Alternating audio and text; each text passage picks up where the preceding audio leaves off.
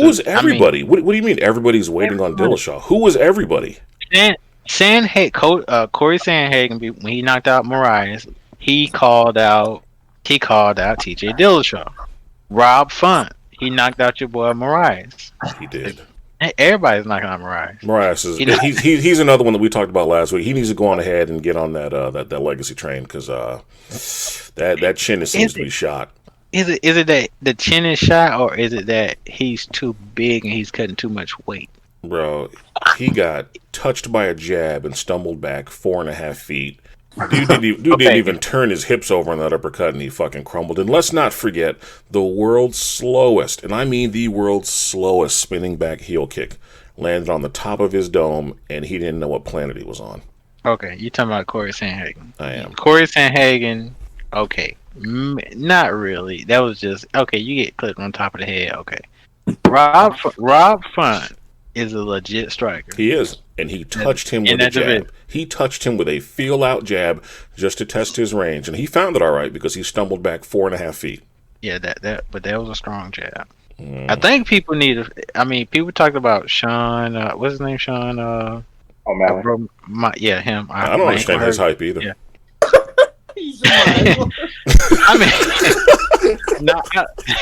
Sean, my ankle hurts. O'Malley. Thank you.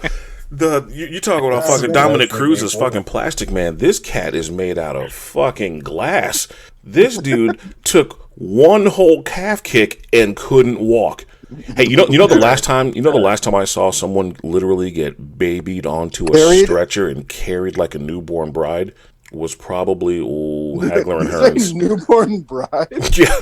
He got carried out of there like he was on his wedding night. Like that was embarrassing. Mm-hmm. Who was it? Sugar Sean O'Malley. No, we were talking about that. I was on the hype train too. Oh, dude, me and UTBABYA literally sat in my living room laughing hysterically because we could not understand how do you take one calf kick and your shit just stops working. Yeah, and we're talking about it, and as we're talking about it, he starts like the guy's in there, you can see in the ring, and then Tess is like, "Oh, is he getting carried off?" These motherfuckers are carrying him from the cage to the. Like, are you fucking serious? He's getting carried. You have a good. It was. I mean, I did like a triple take, and we just started busting out laughing because Jesus Christ, you're a grown ass man. You got at least one good leg, dude. For real, hop, fucking crawl. Yeah. Yes, anything. Go out on your shield. This dude was literally carried into someone's arms. The only thing missing from that scene was two white doves flying by and a Celine Dion song. That was the only thing missing from that scene. Yeah. Watching him get carried out of the cage was almost romantic. It was kind of like a Disney movie. Yeah, very much so.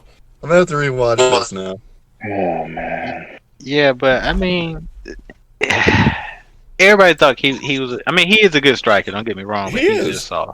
But I need you to go back to your point though. Who was on? Like, I don't understand why the call outs for TJ Dillashaw. The snake, man. Everybody knows the. Everybody knows everyone who's the calling snake. him out. Why? Because he's the man. He's coming back with the fire. What do you mean he's the man? He got fucking mollywopped while on EPO in one of the shortest matches in that weight class's history. Though. He was at 125. It wasn't his weight class, so that's what we're doing. This is what we're doing. Does it matter? Yeah. No, that you asked the question. That's why people feel that he's still the man. First and foremost, at 135, when he put it down, he left people. First and foremost, welcome to the show, Mustang. Glad to see you. With that being said, you know what? I'm going to segue into our intro now, so I can hear more of this nonsense. I want this chance to show you that your God in karate is so much nonsense, and that's quite easy to do. I know kung fu. Show me.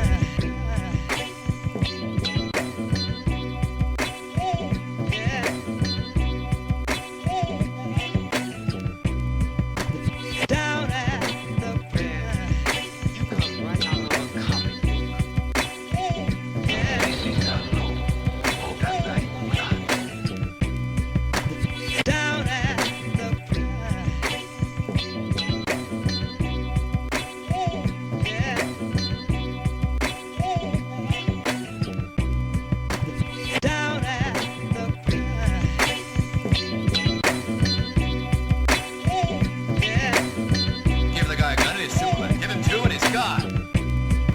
Ladies and gentlemen, welcome to another exciting edition of H8L Presents Fistfights and Fried Rice. This is episode 25. Your Kung Fu is weak, and I mean weak as shit. Tonight we're going to be talking about old school, new school, and everything in between in regards to the realm of Kung Fu flicks. I am dying to hear some of the opinions of some of the individuals on this show in regards to where they stand in terms of Kung Fu flicks. What's your style? My style? You can call it the art of fighting without fighting. The art of fighting without fighting? Show me. My Kung Fu is better than yours. He fights with such power. He is the strongest and surely the best. He is the strongest and the weakest. He will soon be dismissed. You confuse me, Master. What is gained by using one's strength in violence and anger? A victory that is swift. Yet to be violent is to be weak. Violence has no mind.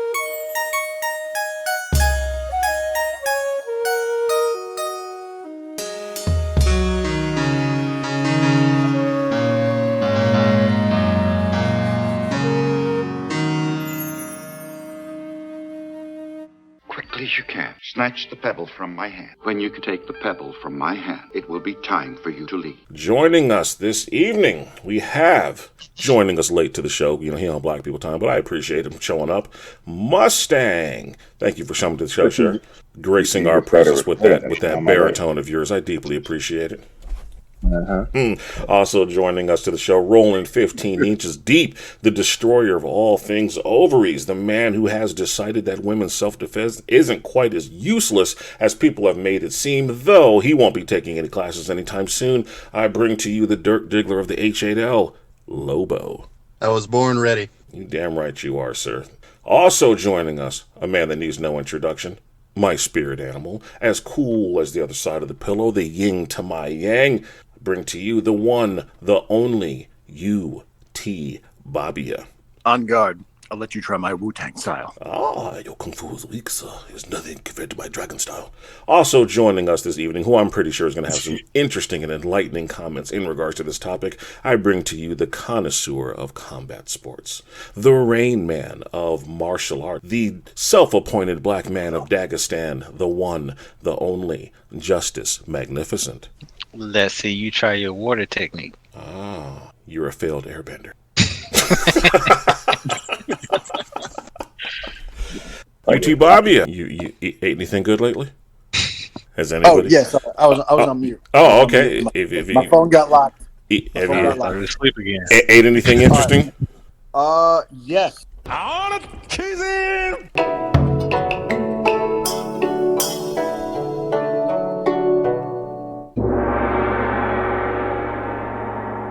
What we eating tonight, UTBABYA?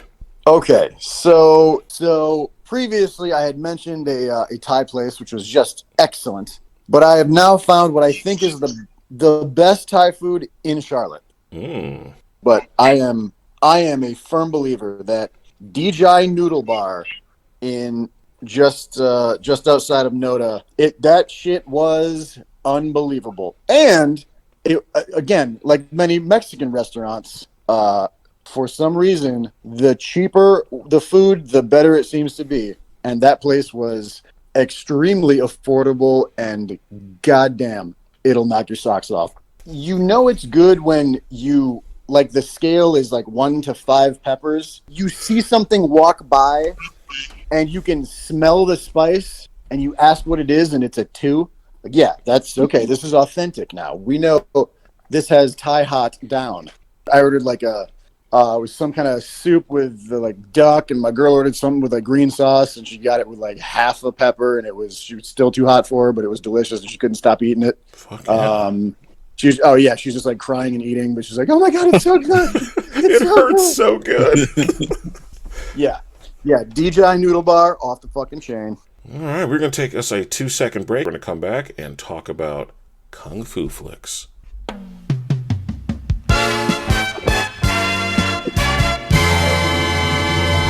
Gentlemen, now, this is a foolish question, but I'm going to go ahead and ask anyway. Is there anyone on this podcast tonight that hasn't at least watched some old school Shaw Brothers, Golden Harvest, etc., old school kung fu movies or kung fu related TV shows? I'm aiming this right at you, Mustang. Never in my life have I seen any one of those movies. I just feel like you'd be that guy. I'm like, I don't watch any kung fu. I don't think I've lied to you like this in a while, but yeah, of course I've seen these movies. Okay, I just got to ask because you come across as love you to death, but you come across as that guy who'd be like, in the realm of reality, the fucking iron palm would never work, and all that jumping around and making those bird sounds and using eagle fists means nothing in the realm of MMA. So let me give you a little history that you already know, right? My martial arts career began when I was 24 years old. So prior to that, I was fully invested in the Crouching Tiger, Hidden Dragon style of fighting, where you can like run across the leaves and everything. And although at 23 years old, I didn't believe it was necessarily realistic for people to run on the wind, basically, across the treetops. However, I still thoroughly enjoy those types of films. So thank you very much, sir. No, I thank you. So let me ask you guys this. What's one of the old school kung fu flicks from back in the day that you guys just enjoy the most, even till this day? UTBABYA, let's start with you. Ooh. No pressure. 80-year-old dude with the world's longest mustache. I know what you're talking about. And he says, nobody survives my kung fu. And that's kind of, yeah. It wasn't Pai Mei. Yeah, I just remember like him getting the news that like some dude had survived and he just couldn't believe it. I know what you're talking about. I always, there were a bunch of those that like my dad would watch them sometimes, but like I never knew the names. And then by the time I was old enough to like remember the names of movies, I was already on to like Bruce Lee and then all those old kung fu movies. I was like, that's honestly, from what that sounds like, an old man with long white beard, a long white mustache, getting the news that somebody survived sounds a lot like Master of the Flying Guillotine. Oh, yeah, I was just about to say that. I was thinking the same thing. But go ahead. That's exactly what it sounds like. Sounds like was it a bald man wearing kind of like a monk's outfit?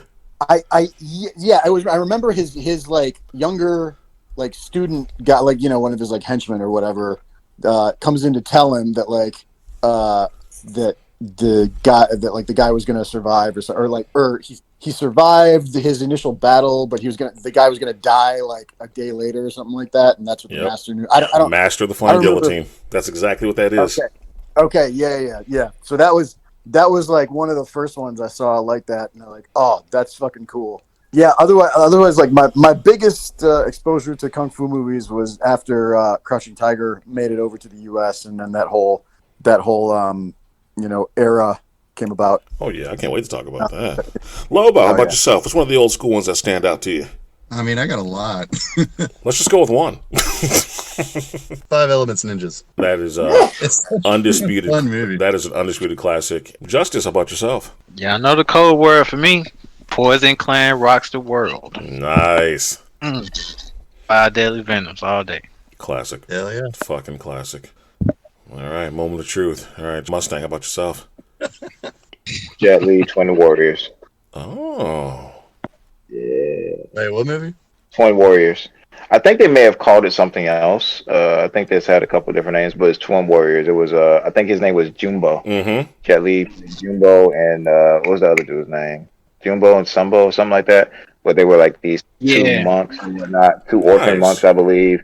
And one of them went and joined the army and basically became evil. And Jet Li like stayed and became a monk and became this Tai Chi guy. It was that was my movie. One of my favorite martial arts movies of all time. And for me, One Arm Boxer. Oh man, that's such a good movie. One Arm Boxer was an absolute classic for all the wrong reasons. It was a great story in its own right, but I just love the idea of Jimmy Wang Yu, who clearly had both arms, just sliding his arm into his shirt and just letting his sleeve just dangle there as he performed some of the worst choreographed kung fu with one arm, and it was great. One of the things I liked about those old school kung fu movies back then, I admired, even though they clearly didn't have a whole lot of budgets and they were clearly just being like, mass produced and shipped out week after week. One of the things that I always truly admired about those was the intricacy in regards to a lot of the fight scenes, especially the fact that these cats had to practice this shit for weeks and weeks at a time to be able to shoot an entire fight scene in just one take. And that's most evident in a lot of the Poison Clan movies, starring the cats from the Five Deadly Venoms, who went on to do numerous movies together, including Five Elements Ninja that Lobo named off. What are some of the things you guys liked about the old school kung fu flicks? Just the invincibility of some of those characters, man. Like, you sit there and you have them fighting 20, 30 dudes, like, and they're just running through cats, man. And like, as a kid, you think that's realistic, and it's just so cool. It's just like this one dude just comes in there and wrecks shop on everybody and saves the day. And they do it honorably because they're martial artists and all that other stuff. It was pretty cool. Okay, I dig that. Justice, how about yourself? I mean, just the techniques that they threw, just the names of them, how they come up with the names of different techniques, even though a lot of them were actual, techniques used in martial arts. And the storylines, for some had a lot of history to them as well, in certain ones, especially dealing with the Manchus and other groups. So yeah. Sure that. Lobo, how about yourself? Man, I'm gonna have to steal a bit from both both Justice and Mustang on that, and also just how crazy the films were. They're just like some of the most entertaining movies you'll ever see are old school kung fu films. Agreed. UTBABYA. Yeah, it's like during that time was, I guess, what was that? Was that 60s, like 70s, 60s, 70s? Roughly about 60s, 70s, 80s. Okay. So cocaine was still a big thing then. Because I just imagine the writers of those movies just absolutely yacked out of their gourds, sitting around in some room, like going through these fight sequences and talking about like how this dude can fucking deflect a bullet by flicking it with his finger in midair. And yeah, I like that they just fucking went for it. To me, was just the overall creativity that is still being heavily borrowed today. Like, a lot of people count, a lot of people credit, Bruce Lee's Enter the Dragon for being one of the first, tournament-based movies, but it's not. They were doing that shit back in Hong Kong damn near almost 20 years long before Bruce Lee was ever doing it. Just, collecting cats from around the world and having them come out to a secret island for a secret fucking tournament, some old Kumite style shit. They were doing that shit back in the 60s, and it was just cool to know that, they borrowed it again in the 70s, with Enter the Dragon and shit. They did it again in the 80s with Bloodsport, did it again in the 90s with shit like Kickboxer and shit like that. Just the overall premises, a lot of these movies that are still being heavily borrowed and copied today. Like, say what you will about, kung fu movies, with the horrible dubbing and sometimes cheesy dialogue and overall weak story plots. Say what you will, but those are films that are going to stand the fucking test of time, and those shits are fucking amazing to me. Even your horrible ones have some type of entertainment value to them. And when we do this type of, when I decided to do this podcast, I wanted to talk about the different generations of the kung fu movies, because one of the things that I always admired was how the film industry, especially of Hong Kong, changed. And I think cats like Jackie Chan and Sammo Hung had a huge impact in that. You look at movies like Five Deadly Venoms or, Five Fingers of Death or Master of the Flying Guillotines. They all have a certain kind of niche to them. Here's a hero who was wronged in some kind of way. His fucking kung fu was better than yours. He's going to smack the fuck out of you and your entire crew, and he's going to skip off into the fucking sunset, and that's it. Now you enter the mid 70s, early 80s. Jackie Chan explodes onto the screen with shit like what was it? Justice, correct me if I'm wrong. Was it Police Story? Was that the big Police Story out of Hong Kong that broke the fucking mold for Hong Kong action cinema? No one was doing what Jackie fucking Chan was doing. Say what you will, this cat was hanging from a fucking bus with an umbrella, just hanging on the side of that shit, doing like 50 or 60 down the fucking highway in one single take. That kind of shit was amazing. Think about his body of work. That shit was amazing. You're talking about a guy that's literally broken every single bone in his body just for the sake of getting a fight scene to look as realistic as it did. He was the first person to break his pelvis, something that no one knew was possible. Yeah. On top of that, this is the guy that invented the baby powder slap, where this motherfucker would put baby powder either on the bottom or in his shoe or on the bottom of his shoe or on the back of his hand and would smack you and get that powder effect on fucking film. That shit's fucking amazing. Yeah, he's a legend. Super Cop, Rumble in the Bronx. Oh my god. Drunken Master. Dude, he popularized the whole drunken style. He wasn't the one that created it, not by any means, but he was the one that really brought that shit to film and made it fucking believable. Yeah. He wasn't the first one to ever imitate Beggar Sue, which is who that's based off of. Beggar Sue, the drunken master, but he was the one that really popularized it. This motherfucker genuinely looked like he was fucking drunk and was genuinely moving as you would imagine a drunk person would, but he made that shit look so dangerous and so fucking deadly, combined with the fact that he was doing all of his own stunts. Shit was insane. Yeah, it's amazing. Period. And then what blew my mind is I was reading this book, Jackie Chan, My Story or My Life, or one of those titles. This dude's not even a martial artist. No, he doesn't know. He's never trained formally. Yeah, he is never formally trained in martial arts. So where did they learn all that? What they're doing? Where did they learn it from? Comes from the world famous Peking Opera School. My man. Yep, I was waiting on you to say that. Of course. Yeah, cats like him. I want to say he was part of the, and correct me if I'm wrong, Justice, was it the 7 Little Fortunes? It was 7 cats out of the Peking Opera School that went on to completely change the way that we see not only Hong Kong film, martial arts films, kung fu films, wuxia films, you name it. These 7 guys completely changed the way. And I will not remember all 7. I'm just going to be completely honest with you, but I know some of them. I remember like 3, and that's Sammo Hung, Sammo Hung, Jackie Chan, Yuen Bioa, and Corey Yuen. That's all I know. Corey Yuen.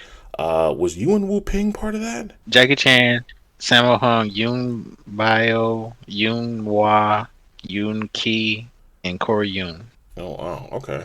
Yeah, all these guys went on to direct blockbuster films. Huge films. Hell, I want to say Corey Yuen even came to the United States, and I think he was the director for Jason Statham's Transporter movie. Basically the fucking martial arts movie that made him an overnight star. And Jason Statham was using Savate in that movie. Savate mixed with Hong Kong style action, guaranteed money. And Sammo Hung, fucking legend.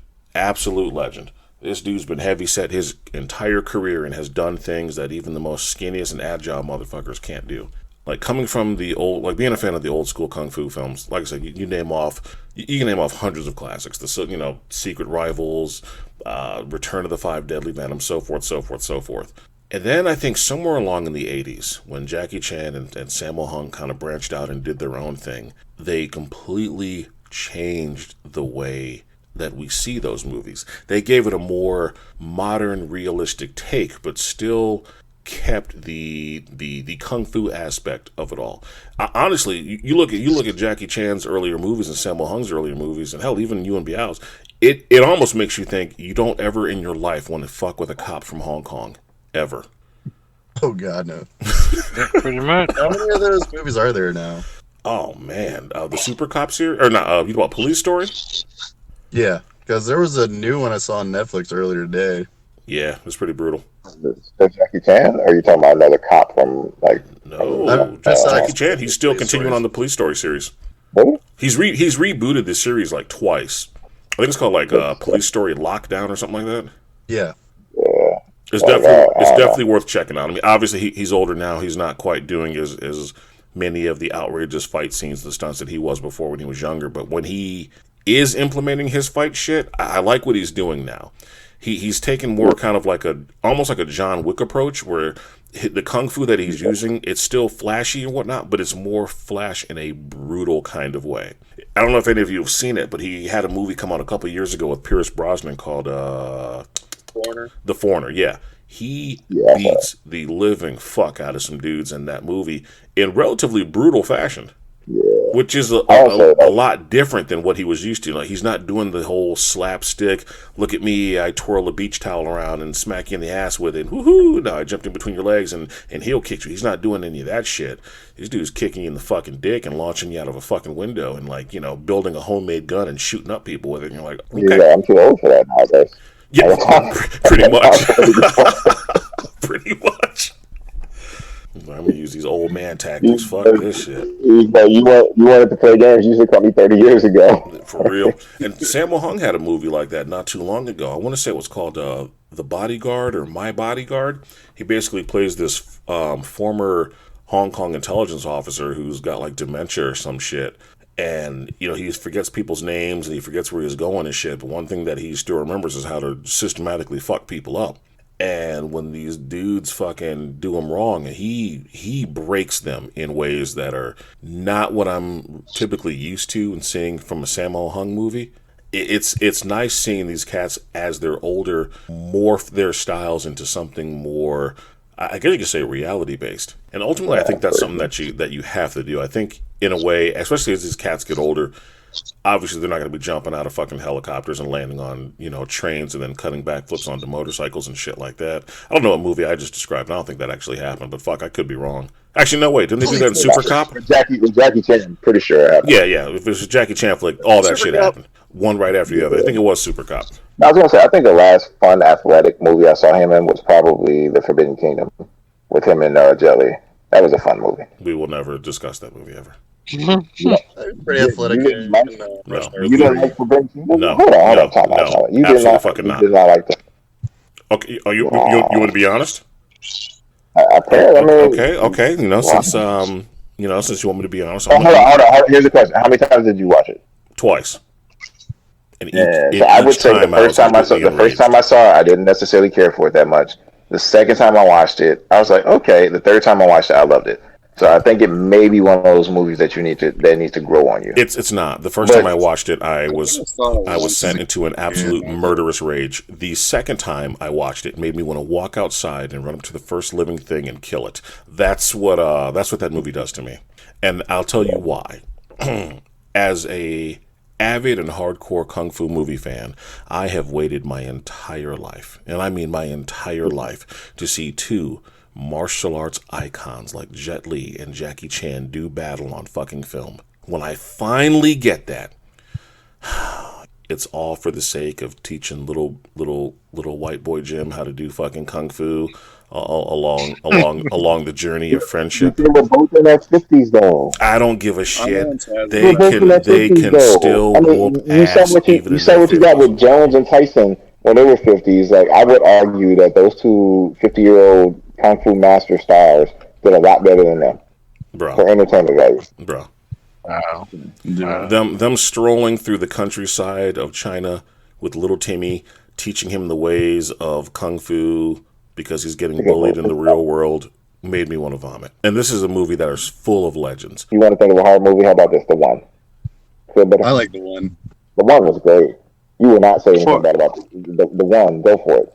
For its time. For its time, it was a good movie. That speech at the end, like, you lost. Nobody's bitch.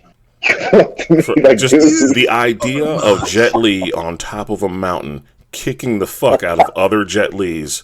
I'm not gonna lie, that was some hard shit. And listening to Jet Li say the words "I'm nobody's bitch" is amazing.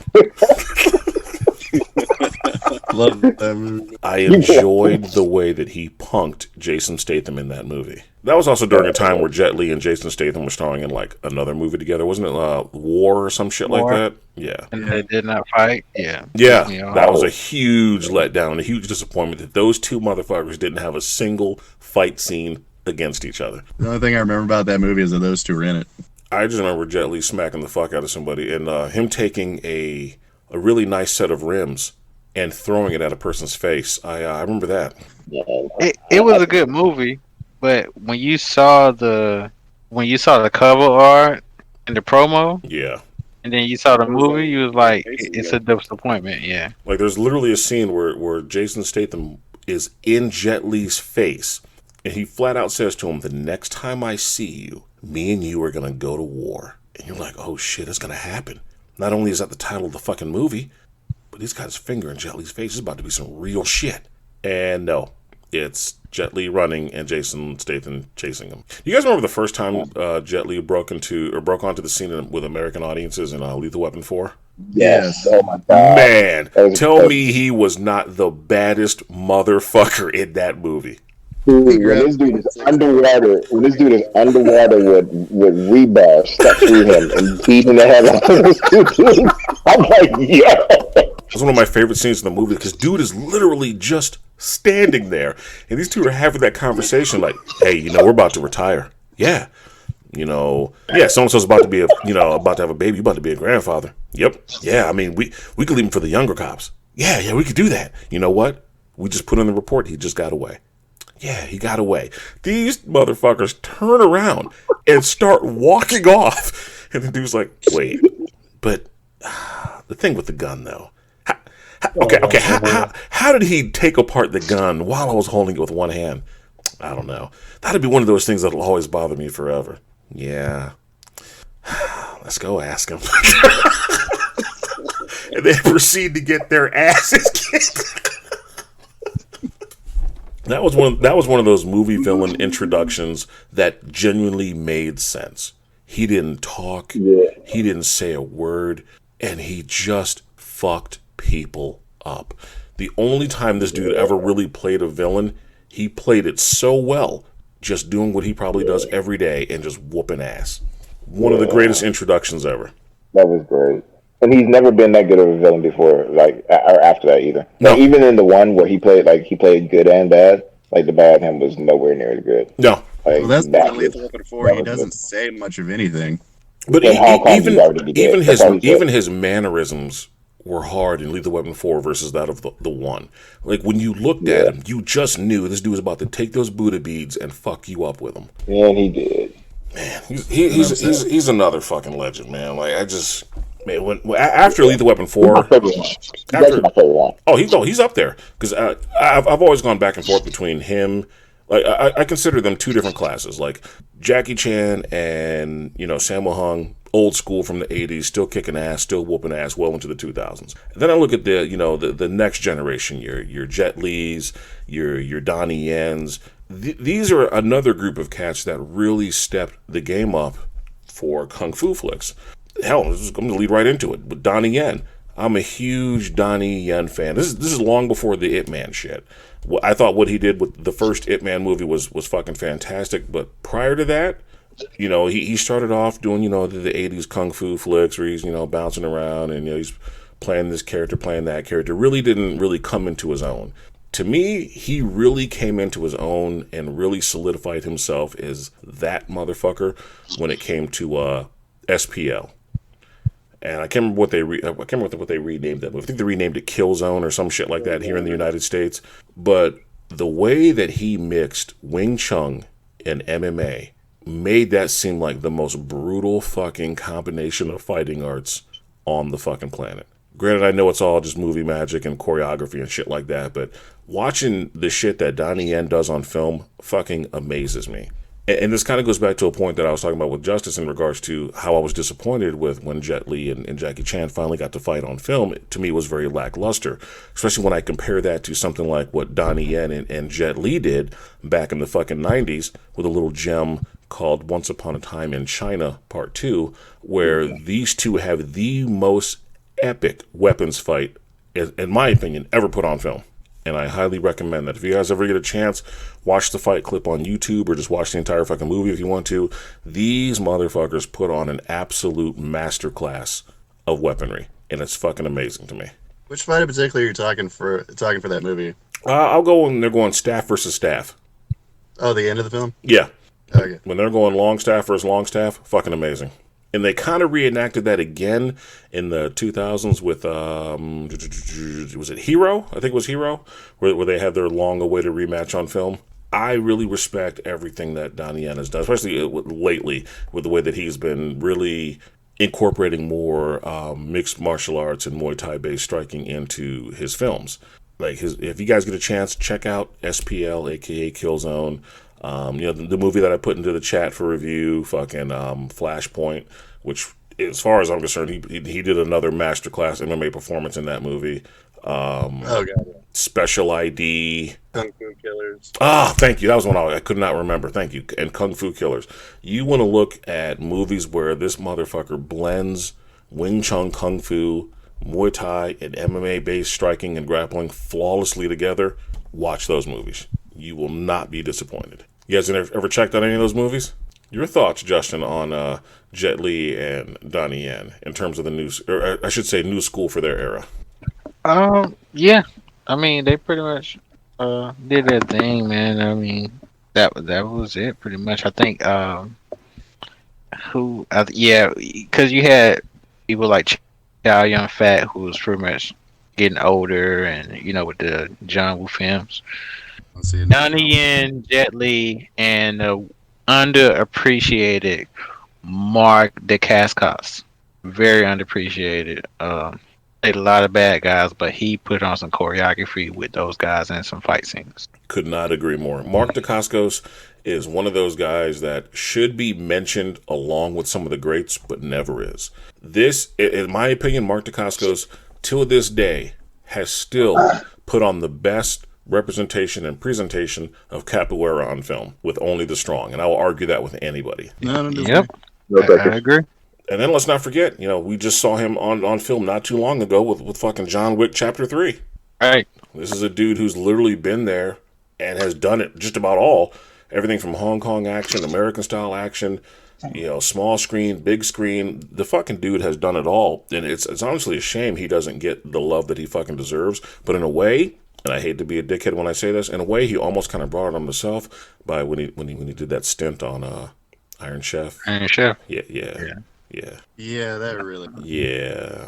And he's legit though, which is crazy. Which is fucked, his father has that. Quendo. Yes. He His legit. mom's also a martial artist too. Mm-hmm. Just like Donnie Yen. Donnie Yen and Donnie Yen's mother and father, world-renowned kung fu experts. I'll tell you another big disappointment when it comes to a versus battle. And it always made me mad, and it still enrages me till this day, even though I do enjoy the movie. This is back in the 90s when Jet Li was making his, kung fu to hip-hop movies with such gems as Romeo Must Die and Cradle to the Grave.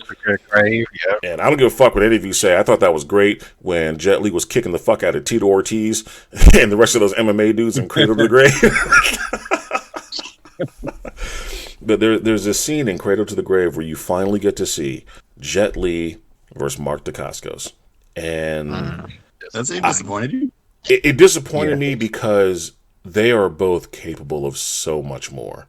And I remember back when I was getting subscriptions to Black Belt magazine, one of them, I can't remember who, but one of them was talking about how they were disappointed that they did not bring in a Hong Kong style director for that particular fight scene. Yeah. I think it was Mark Dacascos. Yeah, you're probably right. It probably was Mark Dacascos. But that's what they needed. They needed a Corey Yuen or Yuen Woo Ping or one of these guys that genuinely, truly understands their fighting techniques and fighting styles to really craft a really good fight scene. Because I think that was one of the things that always, in my opinion, has plagued Jet Li for his American release movies, is you don't see the best of him. And I think that's one of the things that made him stand out in Lethal Weapon 4 is that for all of his fight scenes, they had brought in a Hong Kong choreographer for all of his fight scenes. And it showed on film. Yeah, I think Corey Yuen did those. He was also fighting Americans who were street brothers too. But so here's another question though. You didn't like Romeo Must Die? Oh no, I love Romeo Must Die. Oh, okay, because I was about to say he did the first Mortal Kombat X-ray fatality. That was great. You are incorrect, sir. You are incorrect. Huh? That was not the first X-ray Mortal Kombat fatality on film, sir. No, that was in the Street Fighter. It was Sonny Chiba's The Street Fighter. Was that before Rome? That was long. That was like damn near 30 years before. That movie came out in the 70s. That was actually homage to Sonny Shiba's character in that movie, because that whole initial scene was recreated from that movie where he punches dude on the fucking skull and shatters his shit. Okay, I didn't see that movie. That's okay. Anyway, like that's the first time I saw it, and I thought it was absolutely amazing. Oh, that's fair. No, but like I said, I enjoyed Romeo's Die for what it was. I thought what disappointed me, though, is that they didn't have the right kind of director for his fight scenes. If you look at his work, when he's in Hong Kong or China versus the work he does when he's in the States, it looks like two different guys fighting. And I think a lot of it's because, let's call it what it is, our stuntmen ain't gonna take them kind of kicks to the face. And I don't think they knew how to either. It's like they don't know how to use them, right? Right. If you don't know the full range of somebody's capabilities, then you don't know how to do it. Very true. Or know how to. And that's why I think some of those fight scenes have always kind of disappointed me. Like Cradle to the Grave. I'm sorry, but DMX is not holding a candle to Jet Li. Black Mask. Anybody like Black Mask? Oh, Black Mask was a classic. Yeah, I vaguely remember that one, but I do remember. Yeah, I do remember that. What? Yeah. That was, Man, you played homage to Kato? For real? Yeah, I remember. Oh shit! Don't ever watch the sequel. Don't ever do it. Oh yeah, no, yeah. There is no sequel. Even though the imaginary sequel does have Rob Van Dam in it.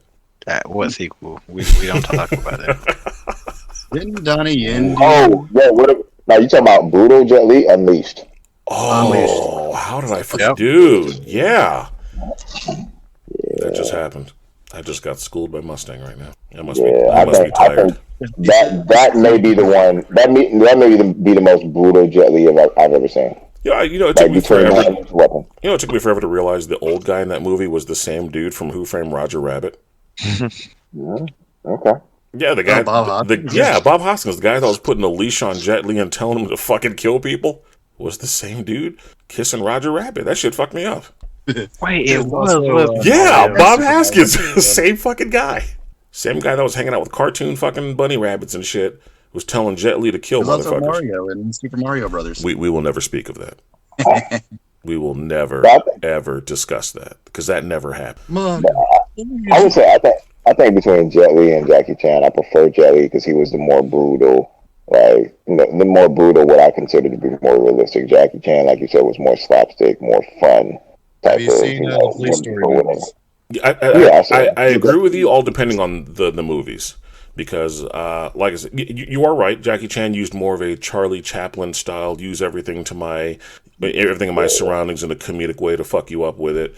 So I will give you that. Like, you look at shit like Rumble in the Bronx, which to me still stands as one of his best choreographed action martial arts movies, even though that shit was shot in Canada. I can ignore that.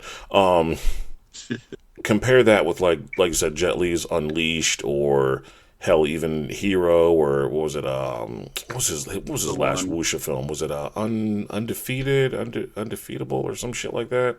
Man, just brutal in terms of the way that he was using his kung fu. So you know what? Yeah, I'll agree with you on that one. I was about to say, plus Jet Li is the actual trained martial artist. Facts. I mean, you got to give him that. National Wushu champion. As far as I'm concerned, after Donnie Yen, I feel sorry for any of the next generation of Hong Kong action stars, because those are going to be some big ass shoes that are going to be damn near impossible to fill. They've been good. Tony Jaa's done all right, and it's Tony Jaa and who's the other one? Tony Jaa's from Thailand. From the Raid. Talking about kung fu guys, dude. The Raid is kung fu. Tony Jaa's from Thailand. I know, but the Raid is still kung fu. Like the Raid and the like Pin Press. The Raid. Yeah, that's that's Indonesian. Yeah. It's still kung fu style. Like it has more Muay Thai. Honestly, I'd say it has more left away than a lot of stuff. You were speaking blasphemy right now. You were speaking blasphemy right now. Oh my gosh! Whatever. Look, man. Like my point is, they did their thing with those movies. They did. The art hasn't died. If that's okay, I agree and I agree and disagree. Okay, you know what? To be fair, when you talk about the next generation, for a brief moment, Tony Jaa was the second coming. For a brief handful of movies, Tony Jaa Yeah. brought it back to the days of Hong Kong action. I will completely give you that. Cats doing their own stunts, well choreographed fight scenes. The shit he did in Ong Bak, absolutely fucking brutal. The shit he did in Tom Yong-goon, aka The Protector, even more fucking brutal. And then he discovered Hollywood. And yeah, his shit ain't been the same since he saw what a real paycheck looks like. I'm still traumatized seeing, Tony Jaa and Donnie Yen in Triple X, The Return of Xander Cage, and these two didn't fight each other. So I'm still hurt. But we don't even. That's again. I didn't even know they were in that movie. Let me go ahead and say this, man. Are we having a yeah I said it moment? Yeah, we're gonna say something, and people are not gonna like it. But the Fast and Furious are shitty action movies. I'm gonna be another rapper jack for popping off at the mouth with shit I shouldn't have said. Alright, stop what you're doing, because I'm about to ruin the image and the style that you used to.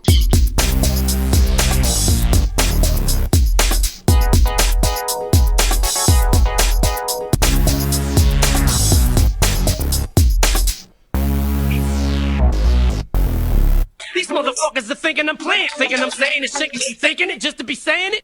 So tell us how you feel about the Fast and Furious movies, sir. They are shitty action movies.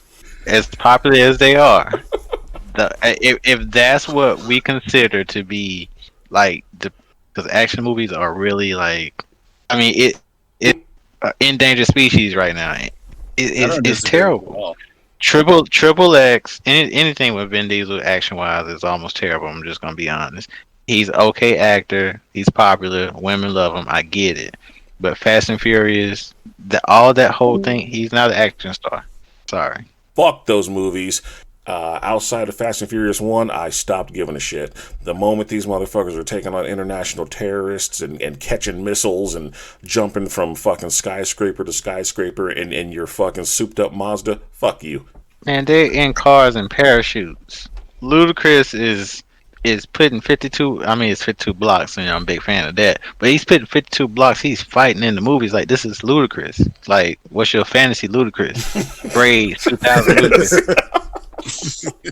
I mean, come on, man. Like, you can't take him from a street hustling guy to some type of computer whiz to, oh yeah, I got some hand-to-hand combat skills that I ain't really tell nobody about in the first 7 sequels. Like, come on. Like, get out of here, man. And Vin Diesel going toe to toe with The Rock. I'm good. Vin Diesel going toe to toe with Jason Statham. Nah, I'm not feeling it. Not feeling it. Yeah. And now he has a brother. I feel like The Rock. The brother is John Cena, and it's not really John Cena because we can't see him, but he has a brother. Like, come on, man, stop playing. Like, come on. You didn't mention this. His sister didn't mention it. None of his crew never mentioned it. Like, it doesn't make sense. But we family. You know what I'm saying? Family's everything. I do this for my family. It's family. Died inside when I saw that Tony Jaa was a part of that. I died inside. To piggyback off what Taz was saying, we need somebody to step up Asian cinema, because I'm telling that when Donnie Yen getting old and these guys are gone, man, we in trouble. We got the Fast and Furious. How many they gonna make? 30? Like if you think about that, think about that shit. After the Jackie Chans and Sammo Hungs and Donnie Yens are done, or they've decided to hang it up or retire or just not do those types of movies anymore, we are going to be fucking stuck with Vin Diesel going toe to toe with whomever in a fucking muscle car, saying poetic lines like, "Almost had me. You never even had your car." Somebody will come out. So here's another question for you. Like, if you did you think the rundown was good with The Rock? Rundown. I thought it was entertaining for what it was, but it was also a movie that didn't try to take itself seriously. Yeah, the Fast and Furious movies believe. They had that one guy. It had Stifler and Christopher Walken. Exactly. Like, there's no way. It was a fun movie. Yes, it was a fun movie. Still a fun movie. But the Fast and Furious tries to make people believe that if you drive a fucking Honda, you can drive that shit on the fucking ice and outrun missiles. Yeah. Yeah, I have a problem with that. Yes, Fast and Furious has taught people that you can James go Bond from 0 to 80 in less than 2 seconds, crash through a plate glass window from 90 stories, crash onto the floor of another building, and then another building, and then another building, and then another building until you get down to the fucking street level. And somehow not You dying. know what the problem with Fast and Furious is? I'm not defending these movies. For the record. Oh well, that's good. Okay, that's good. Yeah, I'm very glad. good, Okay, I'm okay. Then you've redeemed yourself. I'm defending Riddick, but I'm not defending You cannot defend Chronicles of Riddick, Okay. and there's a reason why. You have a guy. Riddick beats Batman. Riddick B's nuts. What? So Riddick beats Batman. You have AIDS. That is the AIDS fever talking.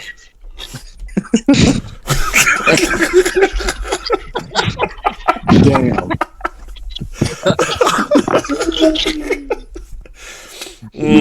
AIDS fever. Yes, that is the AIDS fever talking, because you clearly don't mean that nonsense. So we talked about the generational gap between, that of Jackie Chan, Sammo Hung, and then Jet Li and Donnie Yen, and how they improved upon what the older generation did before them. What about that era that probably lasted for about a good 5 or 6 years? I like to refer to it as the Crouching Tiger era, where after Crouching Tiger came out, all these other Chinese period piece movies came out, like Hero and House of Flying Daggers, and I know there's another one, but I can't fucking think of it right now because they all fail in comparison to Crouching Tiger, Hidden Dragon. And I just want to say, Zhang Ziyi, if you're listening, even though I know you're not, I love you, girl. God. I love you. Absolutely love you. You're flawless. You can do no wrong. And if my wife is listening, I'm being held hostage, and I'm forced to say this. I want to pay her. I want to pay her. I want to pay her child support. We gladly accept your check, sir. Yeah.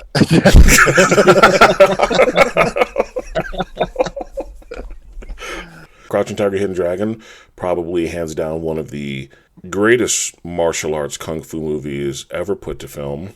That did a fantastic job of reintroducing a whole new generation to old school kung fu films, but with a modern take.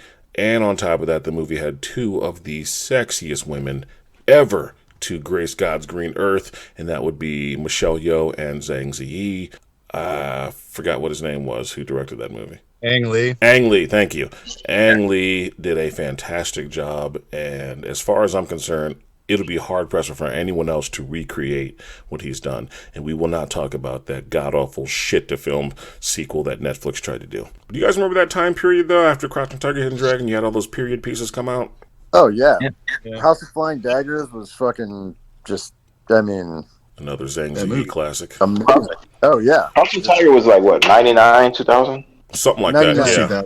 2000. Yeah, it was 2000. Was it 2000? Okay. Yeah, it was 2000. Like, it was, again, I remember, I think about it along with The Matrix and all that, right after that whole thing.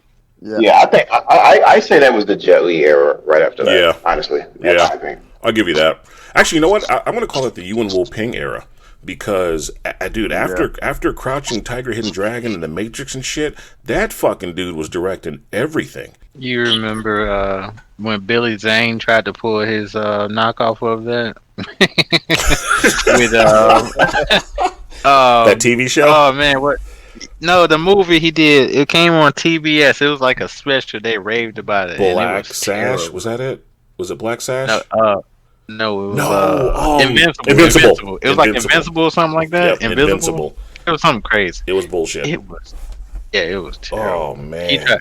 He tried to get on that whole Asian cinema, with the ropes thing, and it did not work. Dude, after Crouching Tiger, Hidden Dragon, everybody was trying that shit.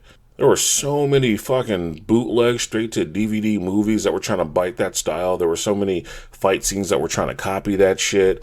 And it made sense because, for a lot of American audiences, people hadn't seen that shit. Like with The Matrix, they genuinely took old school kung fu fight choreography and put it in a modern scientific But movies like fucking House of Flying Daggers, like that opening scene where Zhang Ziyi is doing the shit with the drums, where she's basically like throwing her sleeves of her dress and she's fucking doing the drum shit, graceful as fuck, just absolutely amazing. Yeah, she absolutely fucking killed that shit as far as I'm concerned. And the cinematography in that movie was just, I mean, it was just it was like the next level. It was like Crouching Tiger, and then House of Flying Daggers, as far as the cinematography, was like the next level. Yeah, because it was just, I remember like the colors were one of the first things that hit me. Like it was just just amazingly shot. How many awards was this movie nominated for? Well, which one? Crouching Tiger? It was like damn near like 20 something, I think. I got like a million. Like, wasn't it the first Chinese film to win an American Oscar? Yep. Crouching Tiger, I think, was, yeah. Yeah, Crouching Tiger, Hidden Dragon was, man. That was it grossed a bunch of money, man. Worldwide. It broke every fucking record there was to break. So that concludes my talk in regards to the Kung Fu movies then, now, and beyond. Because honestly, I don't know where they're going to go once this generation of Donnie Yen's retires. I mean, I just don't see anybody picking up the mantle, especially now that Tony Jaa's gone Hollywood. Talent's out there. It's just a matter of people finding it. There is a guy, I don't know if you guys are familiar with him. I would highly recommend checking out his catalog of movies if you get a chance. He played the villain in SPL with Donnie Yen. He was the cat that was wearing all white, and he fought the dude in the alley with a Tonto.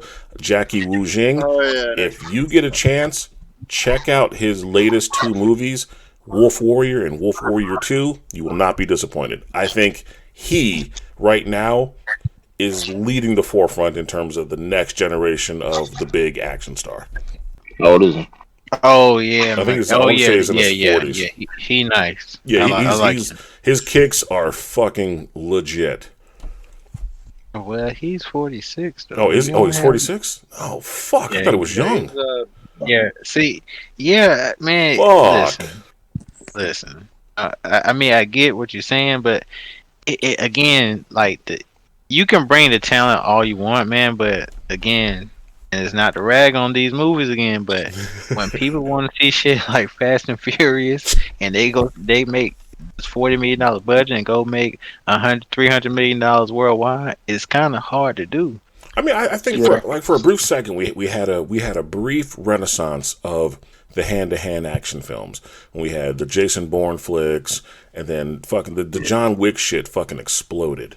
Yeah, John Wick is where they're at right now. That's what it is. I was just gonna say, John Wick is where it's at right now. Like that's exactly how it's gonna have to evolve. Lobo, did you have a chance to look over our craptacular karate flick? Silence, really? I did. Allow me to play you your musical intro, sir, so you can give us our synopsis of our craptacular karate flick 2007? Yeah, it sounds about right. 2007 Flashpoint. And now, our feature presentation.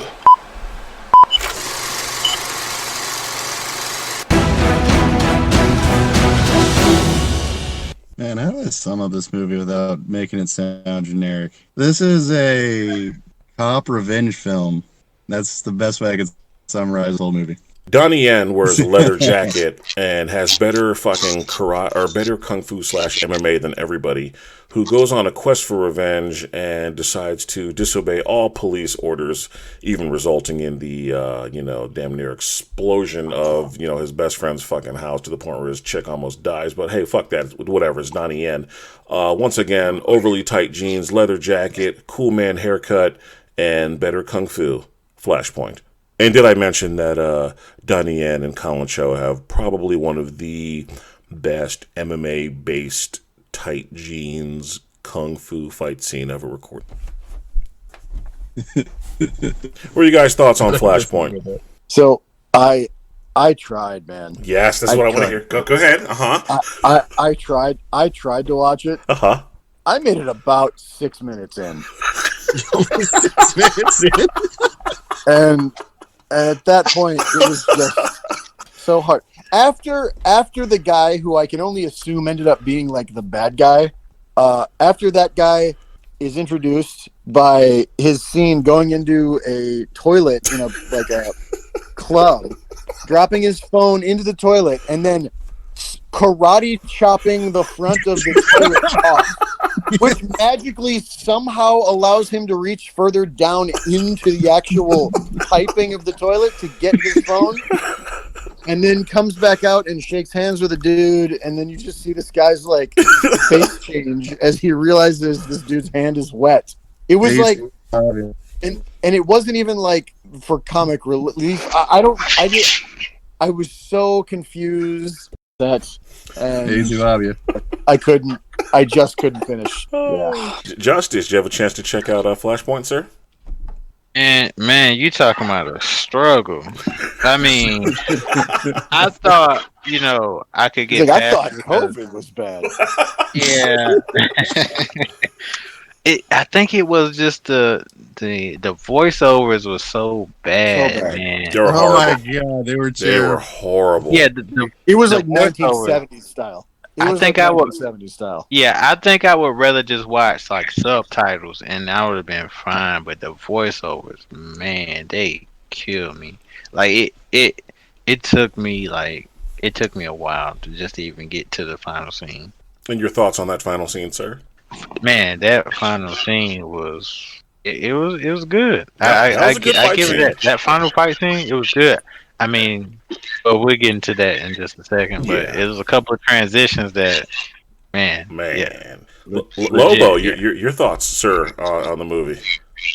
This movie is longer than it needs to be. If you just want to watch any part of this film, just watch the fight scenes. Agreed. You actually completely hit the nail on the head. First off, fuck this movie. This movie is far too fucking long, and the dubbing. Everyone who had a part in this dubbing should kill themselves. Every single one of them. This dubbing is fucking horrible, and it absolutely ruins an already mediocre movie as it is. And I've tried watching it with the dubbing, and it's still mediocre as fuck. This is one of those, hey, look at me, I'm Donnie Yen, my fighting is better than all of yours. Where I will give Donnie Yen his credit, in my opinion, for this movie, there are two pretty badass fight scenes, and the rest of this movie can go fuck itself. There's a fight scene, but basically he gets interrogated, right? Yeah, before he gets interrogated, this fucking dude is at like a fucking day market or some shit. He's in like a outdoor food court or some shit, where for whatever reason, this fucking gunman who's holding his own with Donnie Yen, who's doing quite fucking well, decides he's going to pick up an 8-year-old little girl by the ankle, dangle her around until Donnie Yen drops his gun, to which he does. This fucking dude discus throws a fucking child almost damn near the length of a fucking football field. This chick lands on her fucking head, almost gets hit by a fucking truck. Meanwhile, Donnie Yen is standing there watching her body fly through the air, hits the fucking ground. He waits until the mom has a chance to run over there, see if she's okay. She sees a little girl moving. Then he turns back to see the bad guy still fucking standing there, to which they then have the most... It's awesome, yet it's completely nonsensical MMA fucking street fight in an outdoor food cafe ever. This dude busts out a fucking double-legged wraparound takedown into a back suplex from like 12 feet away in the world's tightest jeans. Lands this back suplex and then proceeds to bludgeon this dude with his sidearm in front of all of these witnesses, never announcing himself as a police officer or anything. The next scene, this motherfucker is in front of his police chief getting interrogated, and just as cool as school sitting in a chair. Yeah, sometimes we gotta be just as hard as the criminals. Didn't they say he killed that guy? Yeah! They're like, you bludgeoned him to death, and dude just stands up and walks out of the office. It doesn't work that way. You don't. What do you mean? That's all your discipline. That's it. You just walk the fuck out. There are multiple times in this film where he just randomly says, "Have I ever busted the wrong person?" At the beginning. In the That's beginning. how the movie opens. It's in multiple parts of the movie. It's how it opens. They open giving you a hero with questionable moral. It ends. It's in the middle. It's in just random scenes. But he travels to like the fucking swamplands or some shit, He's out in the middle of a fucking field. Swamplands? Dude, he finds like the only fucking swamplands of like Hong Kong. I mean, is this Middle Earth? Who names it like that? Dude, pretty much. Swamplands? There's like this random There's no other way to describe it. Yeah, there's really no other way to describe it. There's literally like fucking tall grass, swamp shit, fucking like a shack. Like a shack. But yet We this should call shack that Florida. also has like this weird concrete. Florida. There's this weird concrete structure that's out there. I guess it's part of the remains of the fucking house, I guess, where him and Colin Show have a damn good fight scene. On this fight scene is worth checking out. There are some very legit ass BJJ reversals in this fight scene. The way that Donnie Yen incorporates Wing Chun, boxing, Muay Thai, BJJ, and Judo, fucking flawless. You could literally spot each style that he's doing, and it makes sense why these transitionings are happening. It makes sense as to why he's switching up his style. And to Colin Cho's credit, he's standing toe-to-toe. It's a very good fight scene, but there's just one part that truly, truly enrages me. Donnie Yen, yes, Donnie Yen has this motherfucker in a full-on armbar, dangling like damn near 15 feet from the fucking ground. They both drop head first onto some bricks, and they both just roll down this little hill of bricks like it's nothing. And Donnie Yen takes his leather jacket off and then turns into fucking Sonny Liston and literally hits this dude, with the jumping, marvelous Marvin Hagler fucking lead hook. And it is a thing of beauty, but no, you both are fucking dead. The rest of this movie is obviously a fever dream because you're clearly slipping away and you're leaving Earth now because you're fucking dead. You just dropped onto your head. Fuck this movie. Fuck this movie. This movie is so bad. This movie, I think this might be the first time on the show I've ever done this. This gets a flat out fuck you. I'm not even giving this a rating. Fuck this movie. Wow. Outside of those two fight scenes that I mentioned, fuck this entire movie. There's my rating. Just a big F you. Lobo, how do you rate this movie? 1 being an absolute piece of fucking dog shit, Hershey squirts, boo-boo, fucking retarded nonsense, to 5 being the greatest cinematic piece of fucking combat, filmed history. I'm gonna have to give it a 1 just for the fight scenes. Otherwise, this is a -10. All right, we got a fuck you and a 1. All right, Justice. And it's a 1, man. This is, the voiceovers make it worse, man. Like, I don't even know if those are real voiceovers. I think they just kind of made something up along the way. Like, it's terrible. Whoever's responsible needs to kill themselves. And UTBABYA for the 6 minutes you were able to see, sir. So right before I turned it off, I thought to myself, "Oh, that's too bad," because he did pull a cool guard to armbar transition. So, like, I feel like I'll give that. at the beginning, of the movie in the club, like that's a pretty good little guard pull in the armbar. And I was just as I was clicking the X button on my browser, I was just thinking that's a shame because I'm sure there's a few more good fight scenes in here, but I cannot fucking sit through this dog shit dubbing and horrible character development, and I won't subject myself to it. I give this a 0, and may God have mercy on the soul of whoever fucking produced and edited this shit. There we go. We have a fuck you, 2 1s, a 0, and God, we need you to fix this shit. That's what we have. Fuck this movie. That's all I have to say. I refuse to spend any more time on this, and you know what? I take the fucking L because I'm the one that picked this shit, so fuck this movie. Justice, would you be so kind, sir, as to bring us the technique of the day from this dog shit fucking film? Improve your skills, son. Harden your body. Become the #1 man. Do not ever let anyone beat you.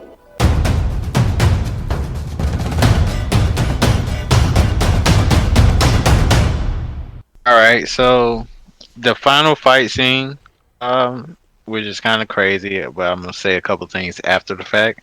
Donnie Yen is on his back, on the ground, MMA style, UFC style, MMA Pride style, and his opponent is standing up. His opponent can't get past his feet, so opponent throws a punch, and he legitimately grabs the jacket, pulls him down into a triangle, which is kind of a legit technique. And I'm sure some BJJ fans out there would be happy to know that, hey, you're a gi rolling, it has some functionality in the street. Until your opponent picks you up and slams you on the guardrail on your neck. He should be dead, but he's not. So It was like the gentlest love tap I've ever seen in a movie. I gave you a point, right? I gave you a point, BJJ, but I gotta take it back. You should be dead. But yeah, probably one. But the entire last fight scene, great overall. Like, it's a couple of transitions in there that was great. But I just remember that triangle and him being picked up, Rampage style, slammed on the concrete first. He didn't let go, which is kind of impossible. Yeah. Then he get picked up. He slammed on the guardrail, pretty much between his what do you call that? Between your neck and your head. Your fucking, that spinal area. That spinal area there. Yeah. Called your neck. Yeah, that shit. Yeah, you're paralyzed. $1 million baby. You're dead. You know, shouldn't matter. Brainstem. Yeah. Yeah. It won't matter at that point. So your BJJ doesn't work. Oh, God damn it! Fuck this movie. God, man. Oh, fuck this movie. You're on a roll, Justice. You're on a fucking roll. Why don't you go ahead and take us back down memory lane while I just stew over this fucking nonsense. Back in the days when I was young, I'm not a kid anymore. Back in the days when I was young, I'm not a kid anymore. Back in the days when I was young, I'm not a kid anymore. But some days I sit and wish I was a kid again.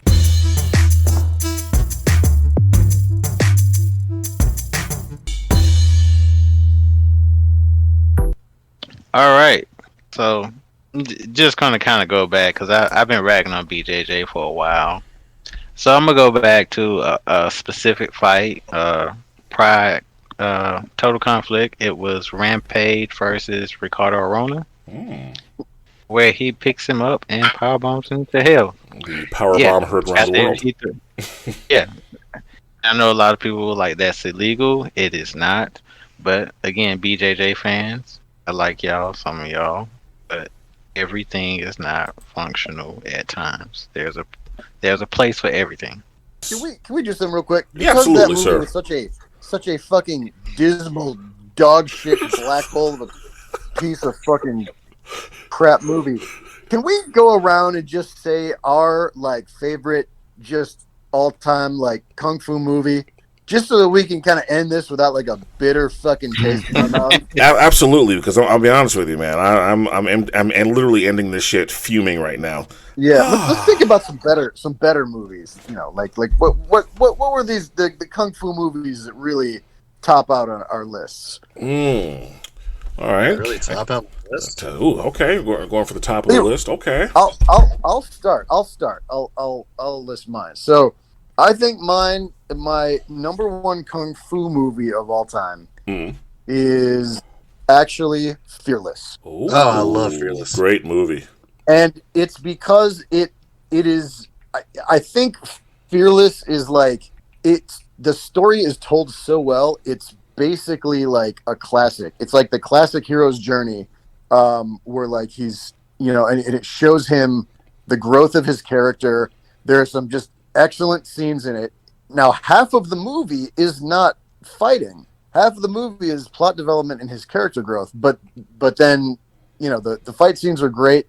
At the beginning and the end of the movie, and it's just like I think it's really sort of just kind of like the pinnacle of storytelling of kung fu movies that I've seen. Okay, I would agree. I dig that. I go Fist of Legend. I mean, fight scenes. I mean, I know somebody else gonna probably say this too, but I mean just the whole thing, the storyline, the remake of Fist of Fury, or Chinese Connection. It was the whole thing, man. Like, that final fight scene is probably one of the best fight scenes in movies. Period. It's top 5, easy. I'm gonna have to say Drunken Master 2. Absolutely great film. It's one of Jackie Chan's funniest movies. It's one of his best movies. Fight scenes in the film are insane, and the ending, if you watch the original dub of the film, is very sad. I think for myself, even though it's already been mentioned, it is still one of my favorite kung fu movies that I never get tired of watching. And on top of that, it was one of the first times I had ever saw Muay Thai on film in a kung fu movie. And that has to be Master of the Flying Guillotine, a.k.a. One Arm Boxer versus Master of the Flying Guillotine. Nice. The sequel to One Arm Boxer. So yeah, those are some classics. Check them out. Don't watch whatever this was, Flashpoint. Do not watch any of Donnie Yen's more recent films. Woo! Well, with that being said, gentlemen, that was all I had in regards to the episode 25. Your Kung Fu is weak. I thank you guys for coming out and sharing your insights, sharing your knowledge, and sharing some of your opinions. Let's get the fuck out of here.